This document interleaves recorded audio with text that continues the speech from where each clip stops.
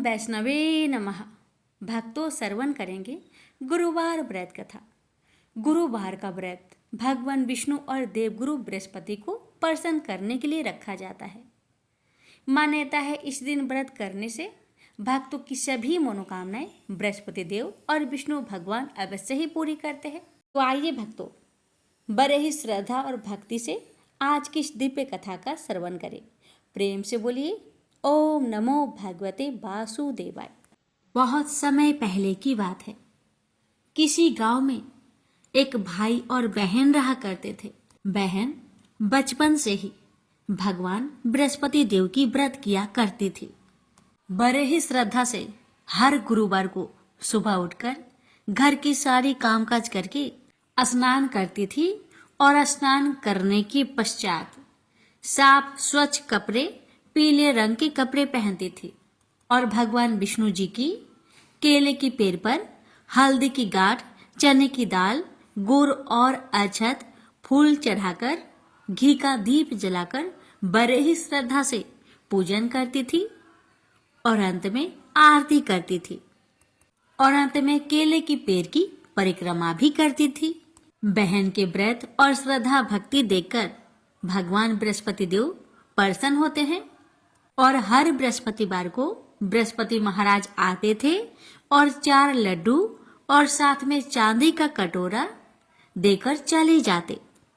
बहन लड्डू को खा लेती थी, कटोरा को अपने घर के कोठरी में धर देती थी।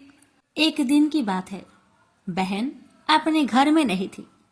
उसकी भाभी घर की सफाई कर रही थी तो अचानक अपनी ननद के कमरे में घुसी और उसकी कोठरी खोलकर देखी।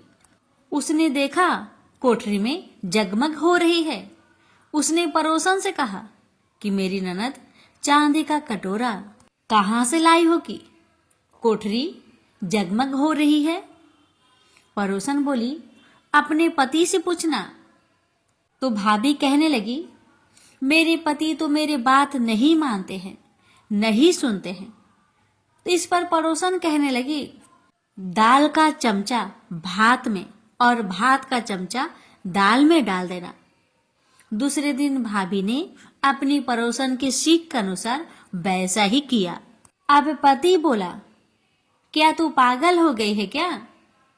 तो पत्नी कहने लगी, नहीं, पागल तो मैं नहीं हो रही, मगर तुम्हारी बहन जरूर हो रही है। पता नहीं कहां से चांदी की कटोरे ला लाकर कोठरी को भर रखी है।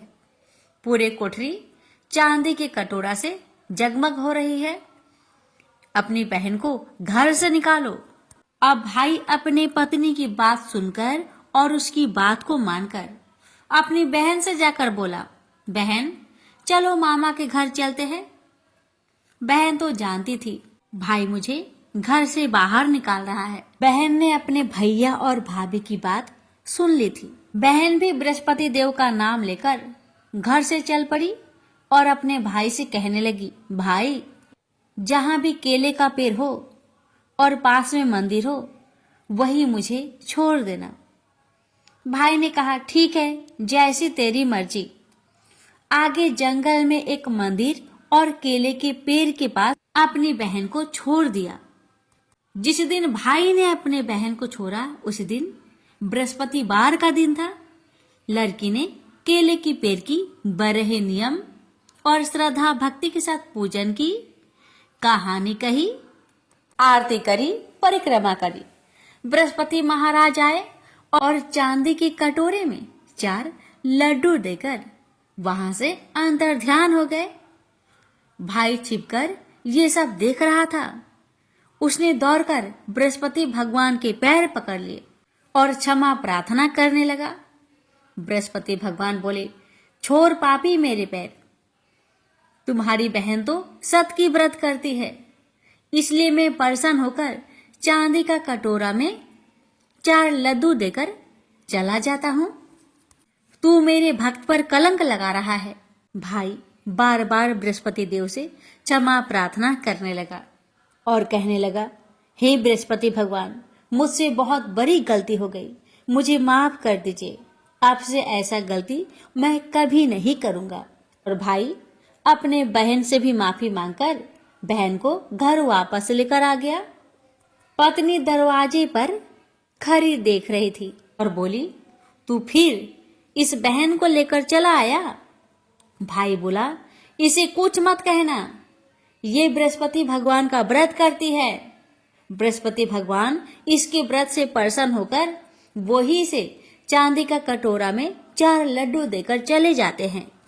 तो पत्नी कहने लगी, ठीक है, मैं भी देखती हूँ कि तुम्हारी बहन कैसे बृहस्पति देव की व्रत करती है और कैसे बृहस्पति देव इसे चांदी का कटोरा देकर चले जाते हैं। जरा मैं भी तो देखूं। अब पत्नी क्या करती है कि आसपास के सभी पड़ोस में जाकर कह आती है कि सब कोई अपने बच्चे को लेकर आ जाना, मेरी ननद बृहस्पति देव का व्रत करती है, सबको 4-4 लड्डू और चांदी का कटोरा मिलेगा, इसलिए जरूर आना। जब बहन को ये बात मालूम पड़ी, बेचारी एक टांग पर खड़ी होकर बोली, हे बृहस्पति महाराज, आप तो अंतर्यामी हैं, आप तो सब जानते हैं, हे भगवान मेरी लाज रखना। ऐसा 3 बार बहन ने कहा। अब तो बृहस्पति भगवान आए और सारे बच्चों को 4-4 लड्डू और चांदी का कटोरा देकर वहां से अंतर्ध्यान हो गए। ये देखकर भाभी की आंखों से आंसू बह पड़ी और भाभी ने भी बृहस्पति भगवान से क्षमा प्रार्थना की। और अब तो हर गुरुवार को ननद भाभी दोनों जन मिलकर बृहस्पति भगवान का व्रत करने लगे। हे बृहस्पति महाराज, जैसे आपने उस लड़की की लाज रखी वैसी सबकी रखना। प्रेम से बोलिए बृहस्पति भगवान की जय। प्राचीन काल की बात है। किसी राज्य में एक बड़ा प्रतापी और दानी राजा राज्य करता था। वह हर गुरुवार को व्रत रखकर दीन दुखियों की मदद करके पुण्य प्राप्त करता था। परंतु ये बात उसकी रानी को अच्छी नहीं लगती थी। वह न तो व्रत करती थी और न ही दान पुण्य में विश्वास रखती थी। इतना ही नहीं, वह राजा को भी ऐसा करने से मना करती थी। एक समय की बात है, राजा शिकार खेलने के लिए वन में गए। घर पर रानी और दासी थी। उसी समय गुरु बृहस्पति देव साधु का रूप धारण कर राजा के दरवाजे पर भिक्षा मांगने आए। साधु ने जब रानी से भिक्षा मांगी तो वह कहने लगी, हे साधु महाराज, मैं इस दान और पुण्य से तंग आ गई हूँ।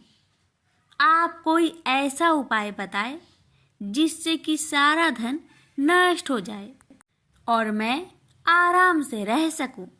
इतना सुनकर बृहस्पति देव ने कहा, हे देवी, तुम बड़ी विचित्र हो।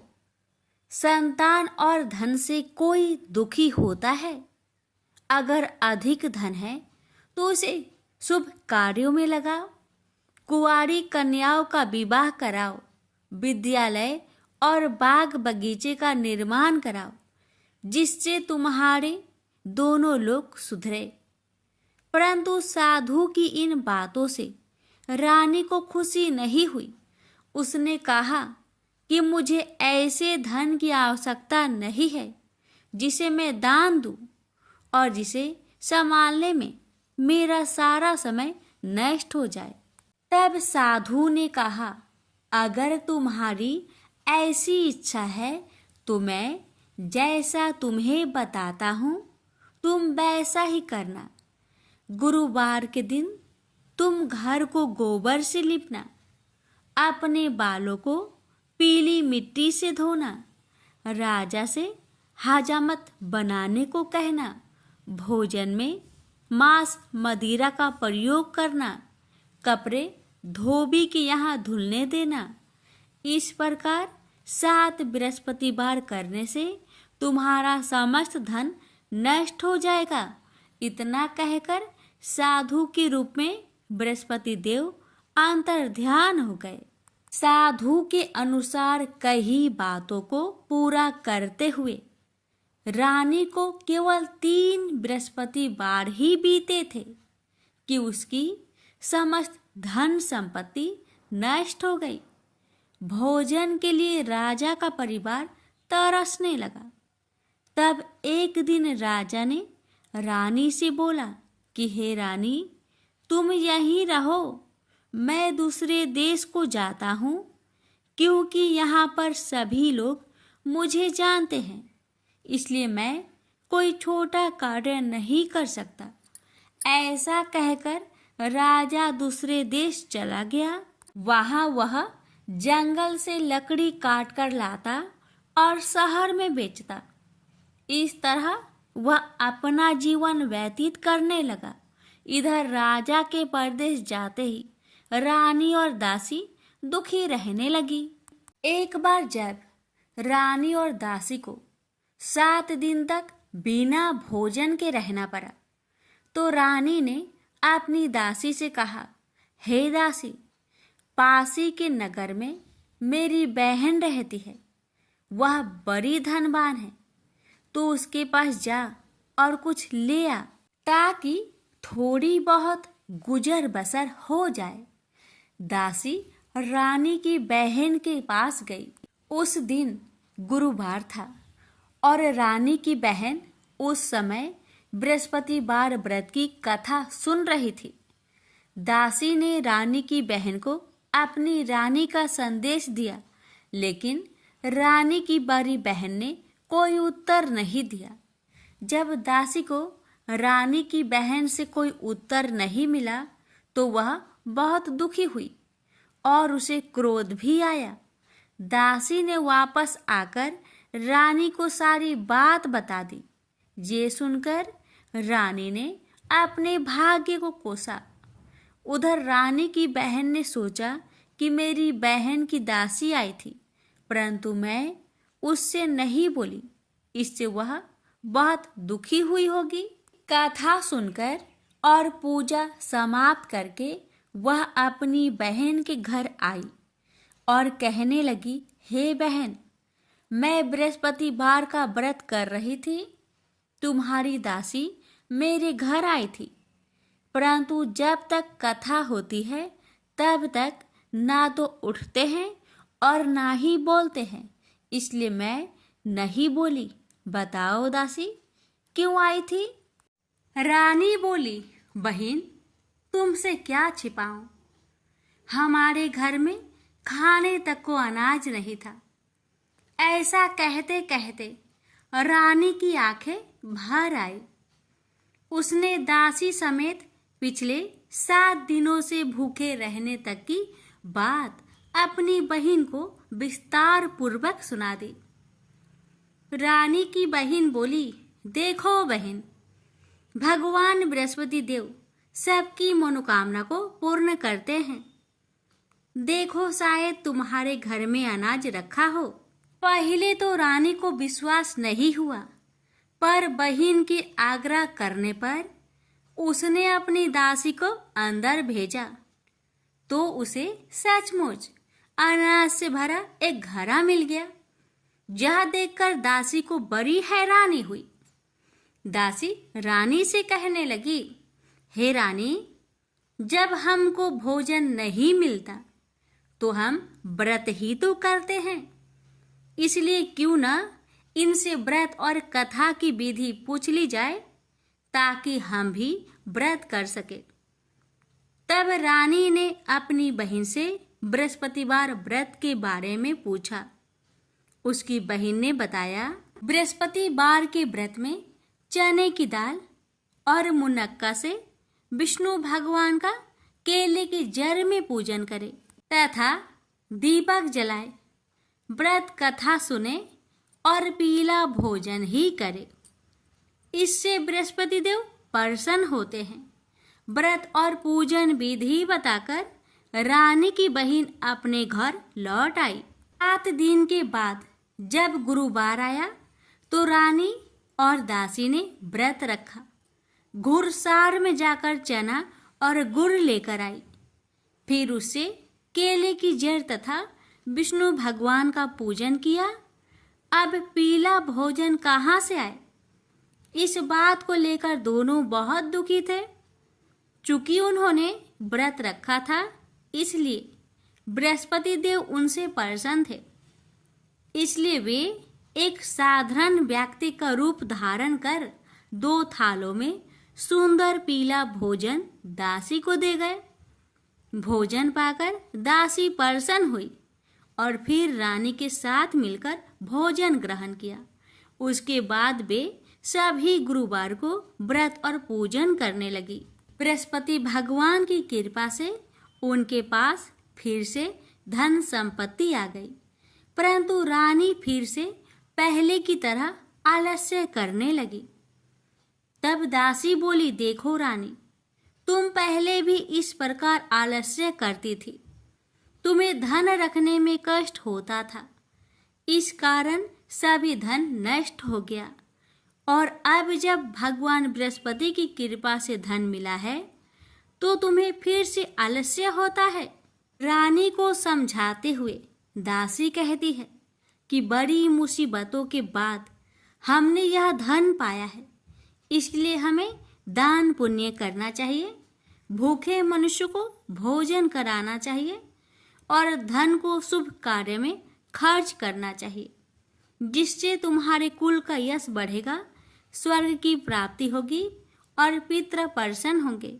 दासी की बात मानकर रानी अपना धन शुभ कार्य में खर्च करने लगी, जिससे पूरे नगर में उसका यश फैलने लगा। बृहस्पतिवार व्रत कथा के बाद श्रद्धा के साथ आरती की जानी चाहिए। इसके बाद प्रसाद बांटकर उसे ग्रहण करना चाहिए।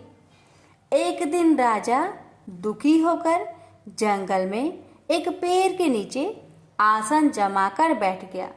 वह अपनी दशा को याद करके व्याकुल होने लगा। बृहस्पतिवार का दिन था। एकाएक उसने देखा कि निर्जन वन में एक साधु प्रकट हुए। वह साधु भेष में स्वयं बृहस्पति देवता थे। लकड़हारे के सामने आकर बोले, हे लकड़हारे, इस सुनसान जंगल में तू चिंता मग्न क्यों बैठा है? लकड़हारे ने दोनों हाथ जोड़कर प्रणाम किया और उत्तर दिया, महात्मा जी, आप सब कुछ जानते हैं, मैं क्या कहूँ? यह कहकर रोने लगा और साधु को अपनी आत्मकथा सुनाई। महात्मा जी ने कहा, तुम्हारी स्त्री ने बृहस्पति के दिन बृहस्पति भगवान का निरादर किया है, जिसके कारण रुष्ट होकर उन्होंने तुम्हारी यह दशा कर दी। अब तुम चिंता को दूर करके मेरे कहने पर चलो तो तुम्हारे सब कष्ट दूर हो जाएंगे और भगवान पहले से भी अधिक संपत्ति देंगे। तुम बृहस्पतिवार के दिन कथा किया करो। 2 पैसे के चने मुनक्का लाकर उसका प्रसाद बनाओ और शुद्ध जल से लोटे में शक्कर मिलाकर अमृत तैयार करो। कथा के पश्चात अपने सारे परिवार और सुनने वाले प्रेमियों में अमृत व प्रसाद बांटकर आप भी ग्रहण करो। ऐसा करने से भगवान तुम्हारी सब मनोकामनाएं पूरी करेंगे। साधु के ऐसे वचन सुनकर लकड़हारा बोला, हे प्रभु, मुझे लकड़ी बेचकर इतना पैसा नहीं मिलता जिससे भोजन के उपरांत कुछ बचा सकूं। मैंने रात्रि में अपने स्त्री को व्याकुल देखा है और मेरे पास कुछ भी नहीं जिससे मैं उसकी खबर मंगा सकूं। साधु ने कहा, हे लकड़हारे, तुम किसी बात की चिंता मत करो। बृहस्पति के दिन तुम रोजाना की तरह लकड़ियां लेकर शहर को जाओ। तुम्हारे रोज से दुगुना धन प्राप्त होगा, जिससे तुम भली भांति भोजन कर लोगे तथा बृहस्पति देव की पूजा का सामान भी आ जाएगा। इतना कहकर साधु अंतर्ध्यान हो गए। धीरे धीरे समय व्यतीत होने पर फिर वही बृहस्पतिवार का दिन आया। लकड़हारा जंगल से लकड़ी काटकर किसी शहर में बेचने गया। उसे उस दिन और दिन से अधिक पैसा मिला। राजा ने चना गुड़ आदि लाकर गुरुवार का व्रत किया। उस दिन से उसके सभी कलेश दूर हुए। परंतु जब दोबारा गुरुवार का दिन आया तो बृहस्पतिवार का व्रत करना भूल गया। इस कारण बृहस्पति भगवान नाराज हो गए। उस दिन उस नगर के राजा ने विशाल यज्ञ का आयोजन किया तथा शहर में यह घोषणा करा दी कि कोई भी मनुष्य अपने घर में भोजन न बनावे, न आग जलावे। समस्त जनता मेरे यहाँ भोजन करने आवे। इस आज्ञा को जो न मानेगा उसे फांसी की सजा दी जाएगी। इस तरह की घोषणा संपूर्ण नगर में करवा दी गई। राजा की आज्ञा अनुसार शहर के सभी लोग भोजन करने गए, लेकिन लकड़हारा कुछ देर से पहुंचा, इसलिए राजा उसको अपने साथ घर लिवा ले गए और ले जाकर भोजन करा रहे थे। तो रानी की दृष्टि उस खूंटी पर पड़ी जिस पर उसका हार लटका हुआ था। वह वहां पर दिखाई नहीं दिया। रानी ने निश्चय किया कि मेरा हार इस मनुष्य ने चुरा लिया है। उसी समय सिपाहियों को बुलवाकर उसको कारागार में डलवा दिया। जब लकड़हारा कारागार में पड़ गया और बहुत दुखी होकर विचार करने लगा कि ना जाने कौन से पूर्व जन्म के कर्म से मुझे यह दुख प्राप्त हुआ है, और उसी साधु को याद करने लगा जो कि जंगल में मिला था। उसी समय तत्काल बृहस्पति देव साधु के रूप में प्रकट हुए और उसकी दशा को देखकर कहने लगे, अरे मूर्ख, तूने बृहस्पति देव की कथा नहीं करी, इस कारण तुझे दुख प्राप्त हुआ है। अब चिंता मत कर। बृहस्पतिवार के दिन कारागार के दरवाजे पर 4 पैसे पड़े मिलेंगे। उनसे तू बृहस्पति देव की पूजा करना, तेरे सभी कष्ट दूर हो जाएंगे। बृहस्पति के दिन उसे 4 पैसे मिले। लकड़हारे ने कथा कही। उसे रात्रि को बृहस्पति देव ने उस नगर के राजा को सपने में कहा, हे राजा, तुमने जिस आदमी को कारागार में बंद किया है वह निर्दोष है, वह राजा है, उसे छोड़ देना। रानी का हार उसी खूंटी पर लटका है। अगर तू ऐसा नहीं करेगा तो मैं तेरे राज्य को नष्ट कर दूंगा। इस तरह रात्रि के सपनों को देखकर राजा प्रातः काल उठा और खूंटी पर हार देखकर लकड़हारे को बुलाकर क्षमा मांगी तथा लकड़हारे को योग्य सुंदर वस्त्र आभूषण देकर विदा कर दिया।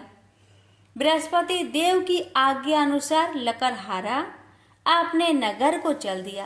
राजा जब अपने नगर के निकट पहुंचा तो उसे बड़ा आश्चर्य हुआ। नगर में पहले से अधिक बाग, तालाब, कुएं तथा बहुत सी धर्मशाला, मंदिर आदि बन गई है। राजा ने पूछा, यह किसका बाग और धर्मशाला है? तब नगर के सब लोग कहने लगे, यह सब रानी और बांदी की है। तो राजा को आश्चर्य हुआ और गुस्सा भी आया। जब रानी ने यह खबर सुनी कि राजा आ रहे हैं तो उन्होंने बांदी से कहा कि हे दासी, देख, राजा हमको कितनी बुरी हालत में छोड़ गए थे। हमारी ऐसी हालत देखकर वह लौट न जाए, इसलिए तू दरवाजे पर खड़ी हो जा। आज्ञा अनुसार दासी दरवाजे पर खड़ी हो गई। राजा आए तो उन्हें अपने साथ लिवा लाई। तब राजा ने क्रोध करके अपनी रानी से पूछा कि यह धन तुम्हें कैसे प्राप्त हुआ? तब उन्होंने कहा, हमें यह सब धन बृहस्पति देव के इस व्रत के प्रभाव से प्राप्त हुआ है। राजा ने निश्चय किया कि 7 रोज बाद तो सभी बृहस्पति देव का पूजन करते हैं, परंतु मैं प्रतिदिन दिन में 3 बार कहानी तथा रोज व्रत किया करूंगा। अब हर समय राजा ने दुपट्टे में चने की दाल बांधी रहती तथा दिन में 3 बार कहानी कहता। एक रोज राजा ने विचार किया कि चलो अपनी बहन के यहाँ हो आवे।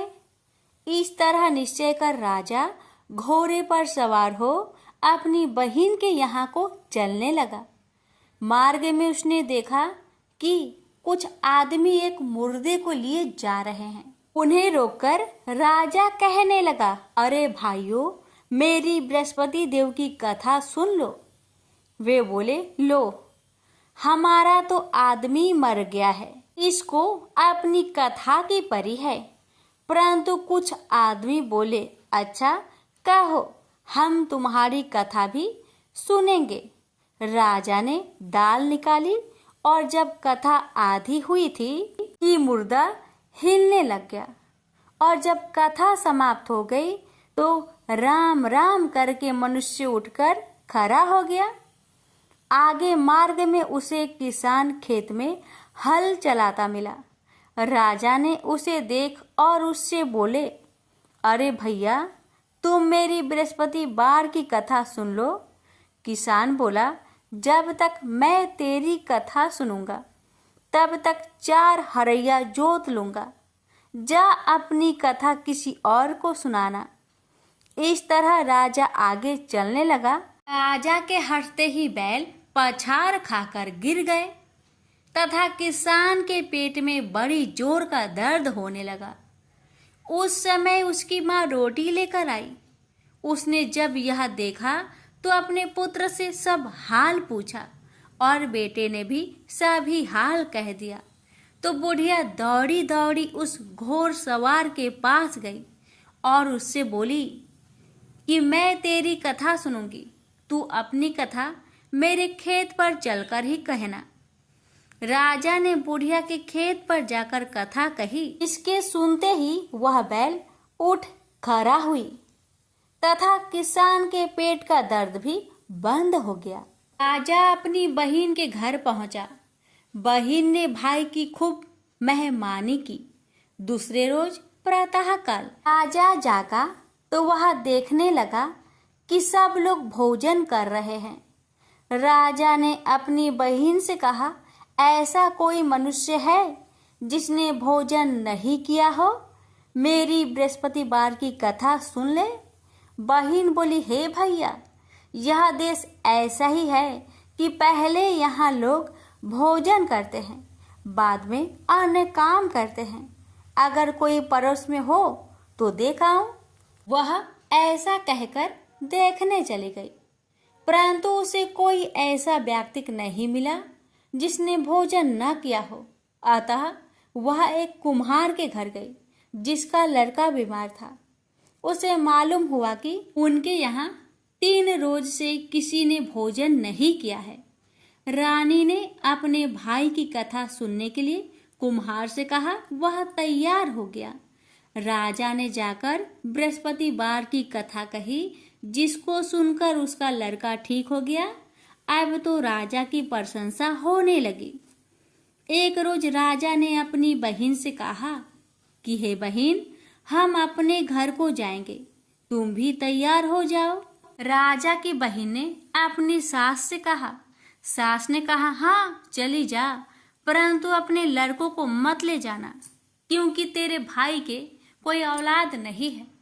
बहन ने अपने भैया से कहा, हे भैया, मैं तो चलूंगी पर कोई बालक नहीं जाएगा। राजा बोला, जब कोई बालक नहीं चलेगा तब तुम ही क्या करोगी?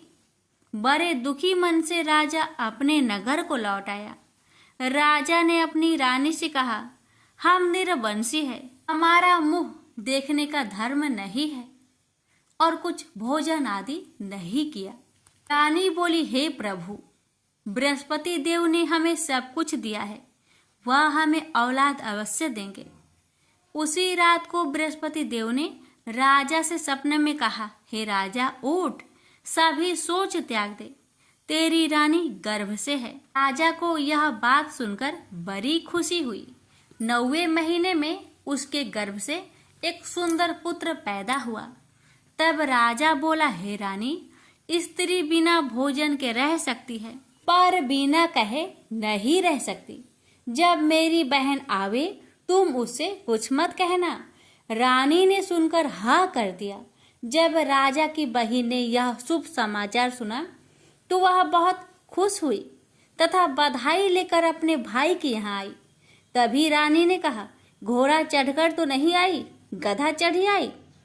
राजा की बहन बोली, भाभी मैं इस प्रकार न कहती तो तुम्हें औलाद कैसे मिलती। बृहस्पति देव ऐसे ही हैं, ऐसी जिसके मन में कामनाएं हैं सभी को पूर्ण करते हैं। जो सदा भावना पूर्वक बृहस्पतिवार का व्रत करता है एवं कथा पढ़ता अथवा सुनता है, दूसरों को सुनाता है, बृहस्पति देव उसकी सभी मनोकामना पूर्ण करते हैं। तो प्रेम से बोलिए बृहस्पति भगवान की जय हो। प्राचीन काल में एक ब्राह्मण रहता था। वह बहुत निर्धन था। उसके कोई संतान नहीं थी। उसकी स्त्री बहुत मलिनता के साथ रहती थी। वह स्नान न करती। इससे ब्राह्मण देवता बड़े दुखी थे। बेचारे बहुत कुछ कहते थे किंतु उसका कुछ परिणाम न निकला। भगवान की कृपा से ब्राह्मण की स्त्री के कन्या रूपी रत्न पैदा हुआ। कन्या बड़ी होने पर प्रता स्नान करके विष्णु भगवान का जाप हुआ। बृहस्पतिवार का व्रत करने लगी। अपने पूजन पाठ को समाप्त करके विद्यालय जाती तो अपनी मुट्ठी में जौ भर के ले जाती और पाठशाला के मार्ग में डालती जाती। जब ये जौ स्वर्ण के हो जाते, लौटते समय उनको बीनकर अपने घर ले आती थी। एक दिन वह बालिका सूप में उस सोने की जौ को फटक कर साफ कर रही थी कि उसके माता ने देख लिया और कहा, हे बेटी, सोने की जौ के लिए सोने का सूप होना चाहिए। दूसरे दिन बृहस्पतिवार था। इस कन्या ने व्रत रखा और बृहस्पति देव से प्रार्थना करके कहा, मैंने आपकी पूजा सच्चे मन से की हो तो मेरे लिए सोने की सूप दे दो। बृहस्पति देव ने उसकी प्रार्थना स्वीकार कर लिए। रोजाना की तरह वह कन्या जौ फैलाती हुई जाने लगी। जब लौटकर जौ बीन रही थी तो बृहस्पति देव की कृपा से सोने का सूप मिला। उसे वह घर ले आई और उसमें जौ साफ करने लगी, परंतु उसकी माँ का वही ढंग रहा। एक दिन की बात है कि वह कन्या सोने के सूप में जौ साफ कर रही थी। उस समय उस शहर का राजपुत्र वहां से होकर निकला। इस कन्या के रूप और कार्य को देखकर मोहित हो गया तथा अपने घर आकर भोजन तथा जल त्याग कर उदास होकर लेट गया। राजा को इस बात का पता लगा तो अपने प्रधानमंत्री के साथ उसके पास गए और बोले, हे बेटा, तुम्हें किस बात का कष्ट है? किसी ने अपमान किया है अथवा और कोई कारण हो सो कहो, मैं वही कार्य करूंगा जिससे तुम्हें प्रसन्नता हो। अपने पिता की राजकुमार ने बातें सुनी तो वह बोला, मुझे आपकी कृपा से किसी बात का दुख नहीं है। किसी ने मेरा अपमान नहीं किया है, परंतु मैं उस लड़की से विवाह करना चाहता हूँ जो सोने की सूप में जौ साफ कर रही थी। यह सुनकर राजा आश्चर्य में पड़ गया और बोला, हे बेटा, इस तरह की कन्या का पता तुम ही लगाओ, मैं उसके साथ तेरा विवाह अवश्य ही करवा दूंगा। राजकुमार ने उस लड़की के घर का पता बतलाया। तब मंत्री उस लड़की के घर गए और ब्राह्मण देवता को सभी हाल बतलाया। ब्राह्मण देवता राजकुमार के साथ अपनी कन्या का विवाह करने के लिए तैयार हो गए तथा विधि विधान के अनुसार ब्राह्मण की कन्या का विवाह राजकुमार के साथ हो गया। कन्या के घर से जाते ही पहले की भांति उस ब्राह्मण देवता के घर में गरीबी का निवास हो गया। अब भोजन के लिए भी अन्य बड़ी मुश्किल से मिलता था।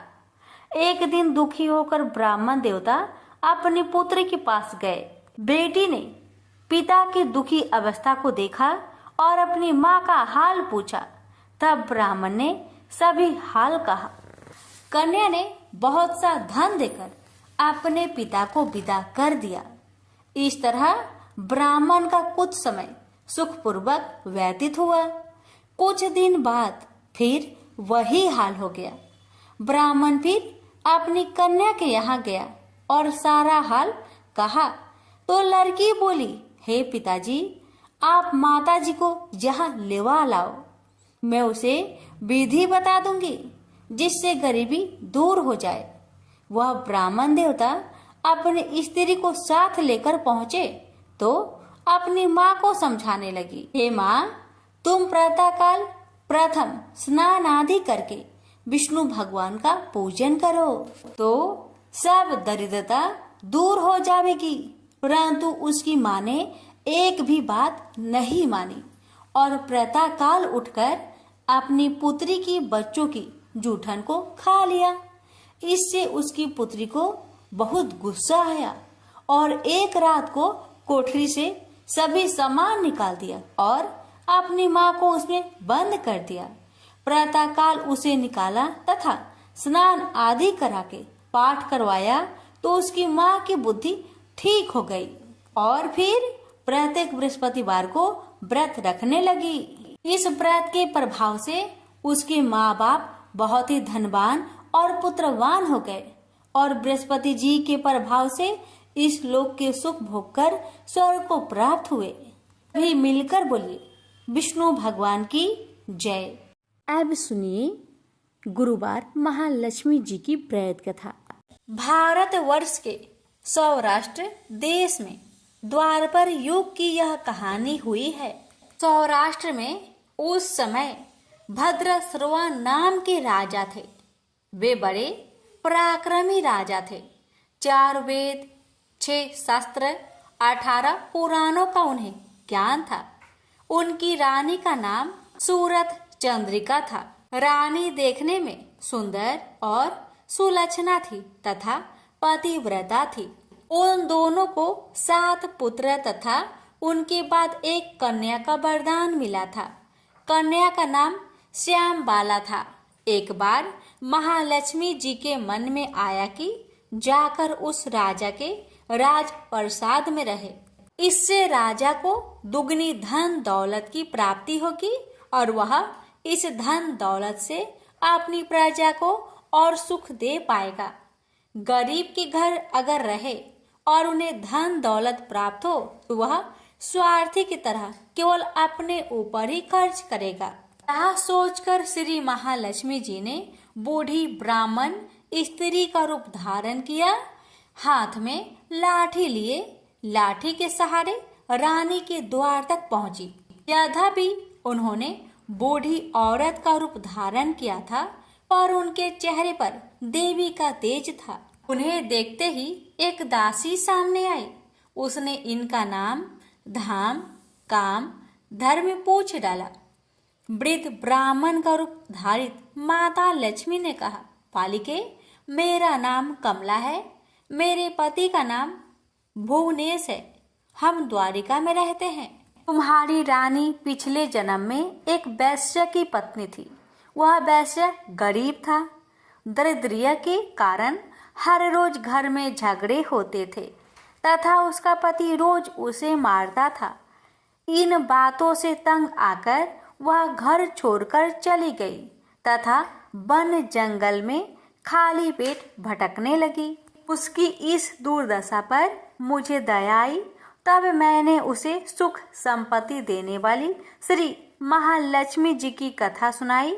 मेरे कहने पर उसने श्री महालक्ष्मी जी का व्रत किया। श्री महालक्ष्मी जी प्रसन्न हुई। उसकी गरीबी दूर हुई। उसका घर संसार दौलत संतति संपत्ति से भर गया। बाद में पति पत्नी दोनों परलोक सिधारे। लक्ष्मी व्रत करने के कारण वे लक्ष्मी लोक में रहे। उन्होंने जितने साल महालक्ष्मी जी का व्रत किया, उतने हजारों साल उन्हें सुख भोग मिला। इस जन्म में उनका जन्म राजघराने में हुआ है, परंतु वह श्री महालक्ष्मी जी का व्रत करना भूल गई है। उसे यह याद दिलाने मैं यहाँ आई हूँ। बुढ़िया की बातें सुनकर दासी ने उन्हें प्रणाम किया तथा श्री महालक्ष्मी जी का व्रत किस तरह किया जाए इस बारे में पूछा। बुढ़िया रूप धारण किए हुए श्री महालक्ष्मी माता ने दासी को पूजा की विधि तथा महिमा बताई। इसके बाद वह दासी माता को प्रणाम कर रानी को बताने अंदर चली गई। राज वैभव में रहते हुए रानी को अपने ऐश्वर्य का बहुत घमंड हुआ था। संपत्ति तथा अधिकार के वजह से वह उन्मत्त हो गई थी। दासी द्वारा बताई गई बुढ़िया की बातें सुनकर वह आग बबूला हो गई और राजद्वार पर आकर बुढ़िया रूपी श्री महालक्ष्मी पर बरस पड़ी।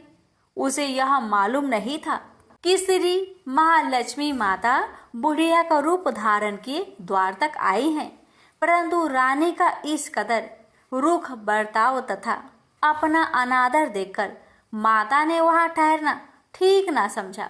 वे वहां से चल पड़ी। राह में उन्हें राजकुमारी श्यामबाला मिली। उन्होंने श्यामबाला को सारी बात बताई। श्यामबाला ने अपनी ओर से श्री महालक्ष्मी माता से क्षमा मांगी। माता को उस पर दया आई। उन्होंने श्यामबाला को श्री महालक्ष्मी व्रत के बारे में बताया। उस दिन अगहन यानी मार्गशीर्ष माह का पहला गुरुवार था। श्यामबाला ने परम श्रद्धा से श्री महालक्ष्मी जी का व्रत रखा। फलस्वरूप राजा सिद्धेश्वर के सुपुत्र मालाधर से उसका विवाह हुआ।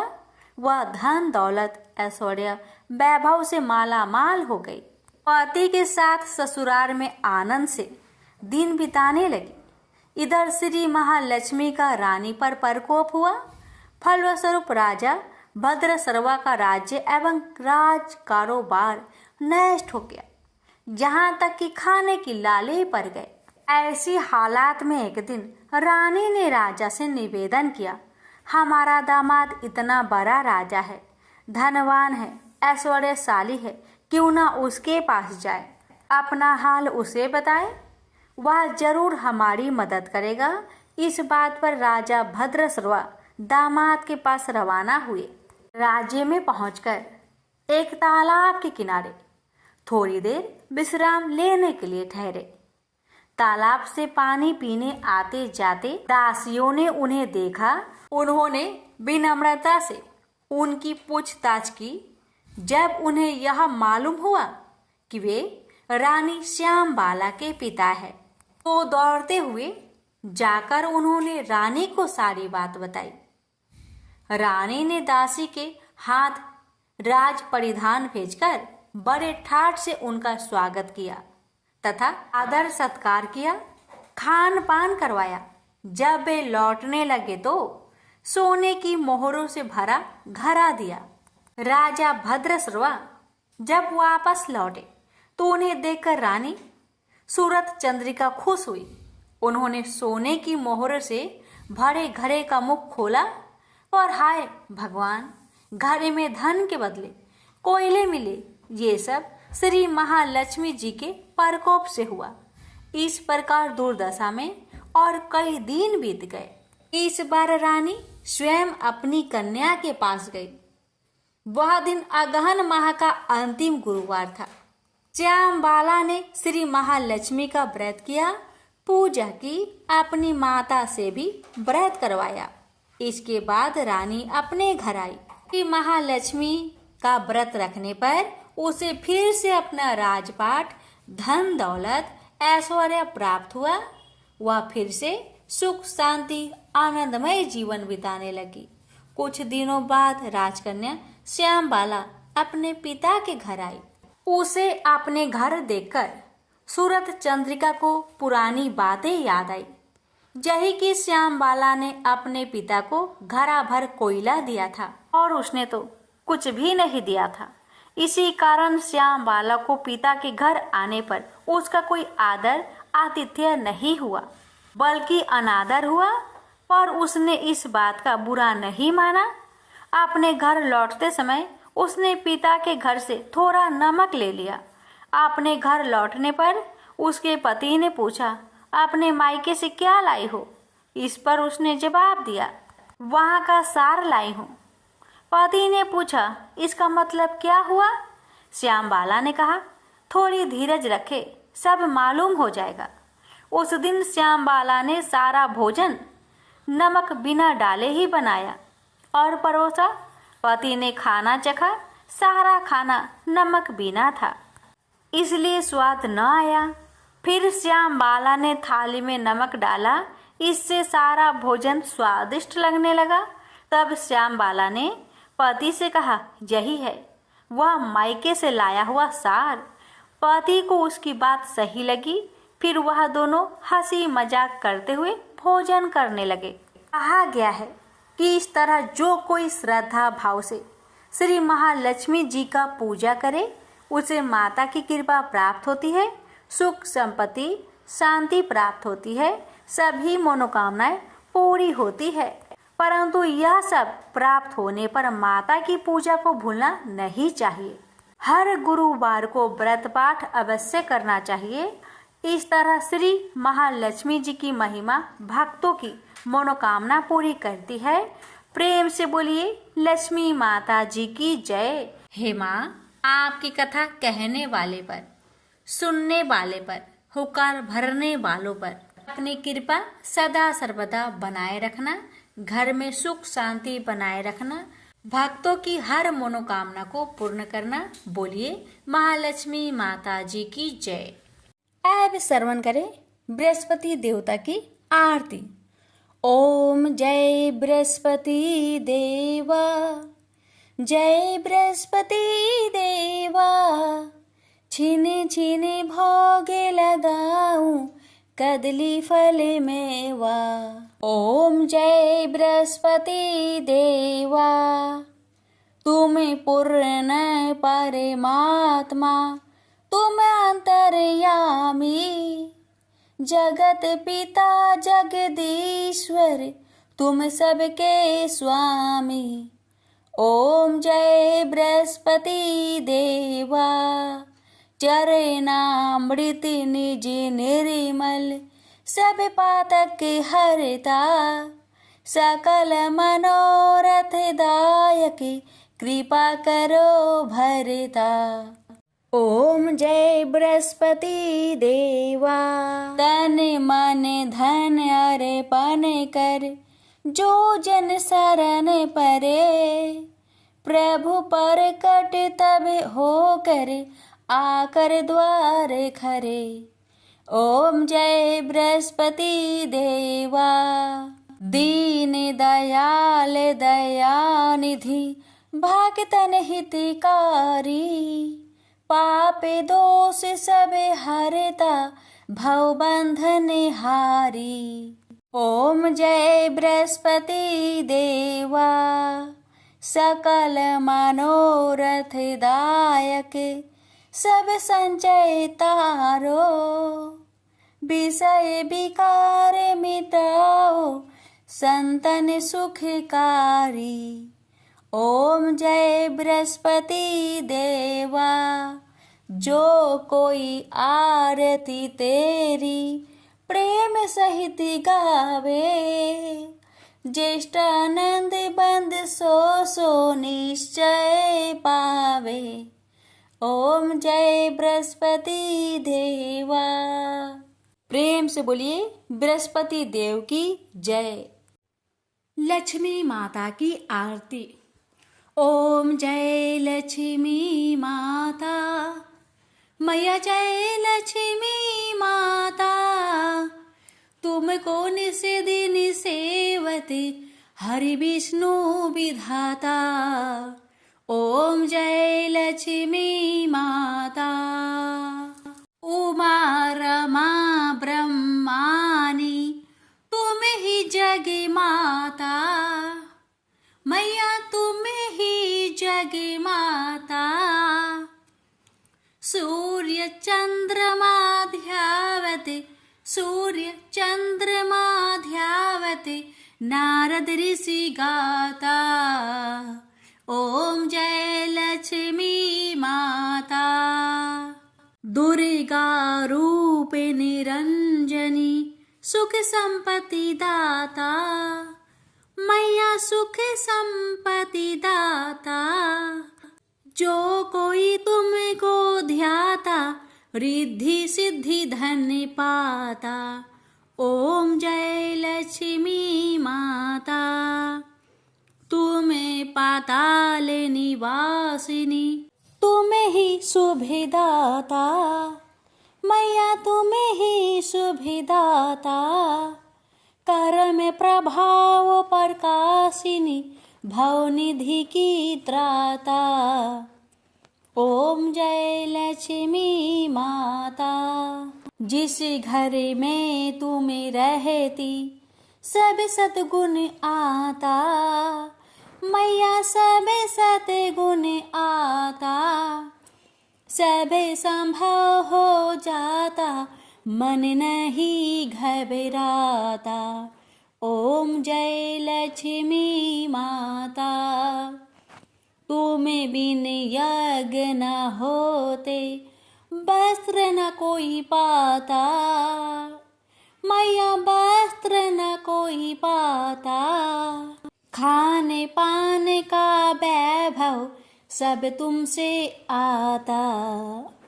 ओम जय लक्ष्मी माता। शुभ गुण मंदिर सुंदर क्षीरोदधि जाता। मैया क्षीरोदधि जाता। रत्न चतुर्दश तुम बिन कोई नहीं पाता। ओम जय लक्ष्मी माता।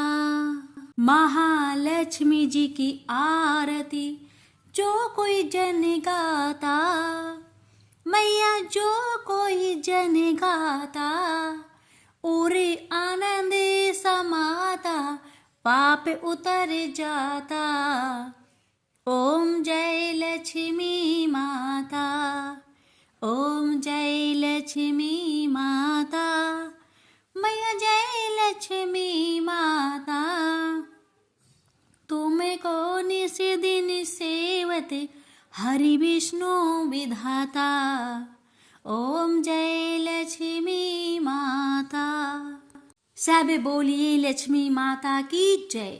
लक्ष्मी नारायण जी की जय। आरती पूरी होने के बाद तुलसी में आरती जरूर दिखाना चाहिए। इसके बाद घर के लोगों को आरती लेनी चाहिए। हे देवगुरु बृहस्पति, आप बुद्धि विवेक सुख और समृद्धि के सागर है। हमारे जीवन में अंधकार दूर करे, ज्ञान का प्रकाश फैलाए और हम सभी पर अपनी कृपा बनाए रखे। ओम गुरुवे नमः। ओम वैष्णवे नमः। अगर आपको हमारी कथा अच्छी लगे तो चैनल के साथ जुड़े रहिए। भगवान आप सभी भक्तों की सभी मनोकामना को पूर्ण करे।